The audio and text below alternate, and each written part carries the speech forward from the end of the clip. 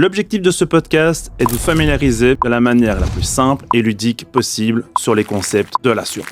Il ne s'agit donc pas ici d'un cours magistral sur les assurances, mais plutôt d'une vulgarisation pour comprendre les différents éléments qui comprennent un contrat d'assurance. Toutes mes excuses d'avance aux puristes. Ce podcast ne remplacera jamais les conseils sur mesure du courtier en assurance lors d'un rendez-vous. Vous me permettra uniquement d'ouvrir le débat, la réflexion et comprendre un sujet aussi complexe qu'est l'assurance. L'idée sera de dédiaboliser le terme d'assurance et en faire pour vous un ami. Il faut savoir qu'il y a différents types d'assurances. Les assurances dites de responsabilité civile, de dommages, de couverture accessoire et les différents types de placements. Et enfin, les assurances type décès et prévoyance. Ces assurances seront différentes selon qu'on s'adresse à un public dit d'entreprise ou de particulier. Tout d'abord, commençons par parler de l'assurance habitation. Alors, une assurance habitation, en quoi est-elle constituée? Il faut savoir qu'on n'envisage pas ce contrat de manière identique si on est un locataire ou un propriétaire. La discussion sera aussi différente si on s'adresse plutôt à un achat d'un appartement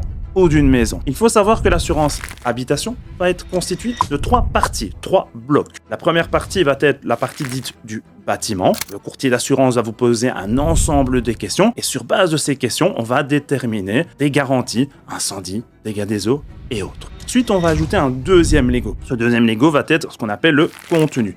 L'idée est de couvrir à ce moment-là vos effets personnels, tout ce qui va être amené dans ce logement, aussi bien dans une location que dans un achat. Et ensuite, un troisième Lego qui va être une couverture dite du vol. À ces 3 Lego, une assurance habitation a ce qu'on appelle les garanties dites accessoires, une assurance protection juridique, une assurance assistance et différents packs. Ce qui signifie quoi? Cette assurance qui paraît extrêmement simple qu'est l'assurance habitation va avoir différentes possibilités, différents tarifs, différentes garanties et ces choix vont être différents selon que on veut accorder un budget plus ou moins important et elle va dépendre également de votre manière de vie, de manière d'envisager cette assurance. Donc, on revient sur le précepte suivant.